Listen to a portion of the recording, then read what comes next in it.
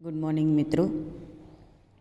વિદ્યુત સ્થિતિમાનના તફાવત પછી પરિપથની અંદર જે પણ પ્રકારના ઘટકો આપણે ઉપયોગમાં લઈએ છીએ એની સંજ્ઞા વિશે જોઈએ. તો પરિપથ તમને ખ્યાલ છે, જે મેં બોર્ડ ઉપર તમને દોરીને વીજ સ્થિતિમાનના તફાવત વિશે જ્યારે સમજાવ્યું ત્યારે તમને પાયાના અમુક એવા ઘટકોની જાણ આપી હતી, જેની અંદર બેટરી, વાહકતાર, બલ્બ વગેરે દર્શાવવામાં આવ્યું હતું. હવે આ સિવાય બીજા કયા એવા ઘટકો છે જે પરિપથમાં આપણને ઉપયોગી છે, એ તમારી ટેક્સ્ટબુક ઉપર 203 પેજ ઉપર દર્શાવેલા છે આકૃતિ સાથે, જે આપણે વિગતે સમજવા પ્રયત્ન કરીએ. તો સૌથી પહેલું છે વિદ્યુત કોષ, એટલે કે સેલ. આપણે જેની ટોર્ચ કે ઘડિયાળના સેલ કે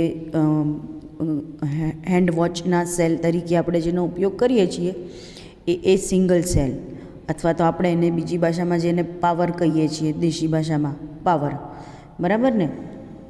તો આ સેલ છે એને આપણે વિદ્યુત કોષ તરીકે ઉપયોગમાં લઈશું. અને આ રિમોટ, આપણા ટીવીના રિમોટની અંદર પણ તમે આનું અવલોકન કર્યું હશે કે જ્યારે એ સેલની જગ્યાએ તમે નીચેના ભાગમાં જુઓ તો સેલની આકૃતિ દોરી હોય, પ્લસ આ સિવાય એક બાજુ પ્લસ સાઇન અને એક બાજુ ઋણ સાઇન, એટલે કે ધન અને ઋણ બે પ્રકારના એવા સિમ્બોલો દર્શાવ્યા હોય, અને એના આધારે તમારે સેલની ગોઠવણી કરવાની હોય. આવું તમે અવલોકન કર્યું હશે, બરાબર ને. તો આ છે વિદ્યુત કોષની સંજ્ઞા, જેને ધન અને એક ઋણ, એટલે કે એક છેડો એનો ઋણ તરીકે વર્તે અને એક છેડો એનો ધન તરીકે વર્તે. એનું કારણ છે વિદ્યુત પ્રવાહ જે દિશામાં વહન પામવાનું છે એ, જે આપણે ચેપ્ટરના શરૂઆતમાં ભણી ગયા. પછી બીજું છે બેટરી અથવા તો વિદ્યુત કોષનું સંયોજન. જ્યારે આ જ પ્રકારની રચના બે કે બેથી વધારે હોય ત્યારે આપણે એને સંયોજન તરીકે ઓળખીશું. અથવા તો બે કે બેથી વધારે પાવર જ્યારે જોડાયેલા હોય, સેલ જ્યારે જોડાયેલા હોય, ત્યારે આપણે એને વિદ્યુત કોષોનું સંયોજન તરીકે ઓળખશું. ત્યાર પછી છે સ્વિચ.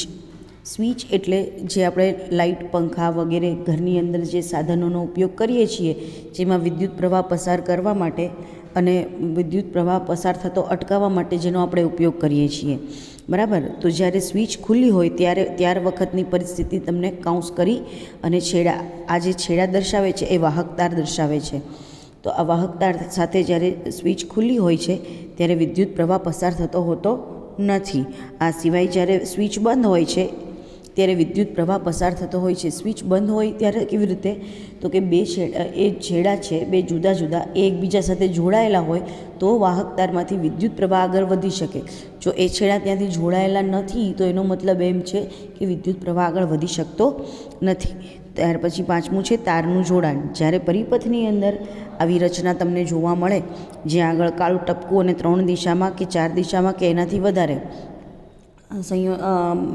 જે જંક્શન તરીકે બિંદુ વર્તે એ તમને દર્શાવ્યું હોય, ત્યારે તેને આપણે શું કહીશું? તારનું જોડાણ, એટલે કે એની સાથે જોડાયેલો છે. ત્યાર પછી જોડાણ વગર એકબીજા પરથી પસાર થતી, એટલે એ તાર છે એ ચોક્કસ તાર છે એ કાં તો એક તારની ઉપરથી કાં નીચેથી એવી રીતે પસાર થાય છે, પણ એને અડકતો નથી, એની સાથે જોડાયેલો નથી. ત્યાર પછી સાતમું છે વિદ્યુત બલ્બ. જે આપણને ખ્યાલ છે, બરાબર. લાઇટ કહી શકો, ફિલામેન્ટ કહી શકો, બલ્બ કહી શકો, કોઈ પણ તમે શબ્દ ઉપયોગ કરી શકો, જેને આપણે દેશી ભાષામાં ગ્લોબ કહીએ છીએ, બરાબર ને. ત્યાર પછી છે અવરોધ. અવરોધ અને અવરોધક. હવે અવરોધ એટલે શું છે?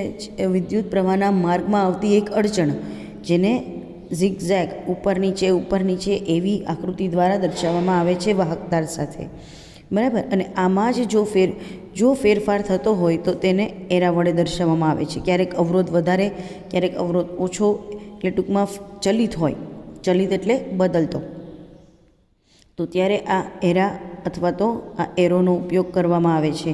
એ તમે અવરોધમાંથી પણ પસાર કરી શકો અથવા તો એને લંબ રૂપે પણ દર્શાવી શકો છો. ત્યાર પછી છે એમીટર. એમીટર એ અગત્યનું વિદ્યુત પ્રવાહના માપન માટેનું અગત્યનું મીટર છે. તે સાધન છે જેને આપણે કેપિટલ A કરી એને સર્કલ કરી અને એક તરફ ધન અને એક તરફ ઋણ દર્શાવવામાં આવે છે, જેનો ઉપયોગ છે વિદ્યુત પ્રવાહ નું માપન કરવા માટે. અને ત્યાર પછી છે 11, એનું નામ છે વોલ્ટમીટર.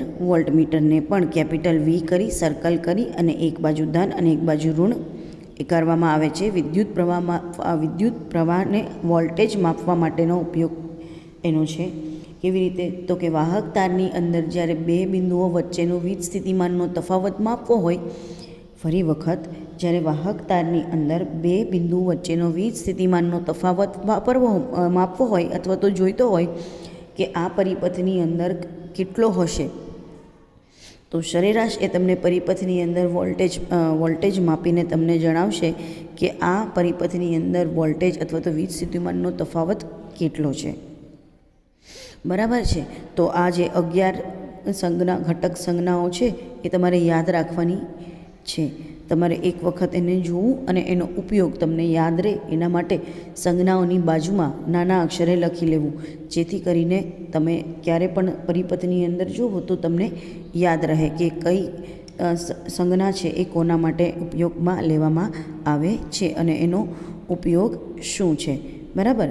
હવે આ સંજ્ઞાઓનો ઉપયોગ કરીને આપણે જોઈએ છીએ ઓહમનો નિયમ.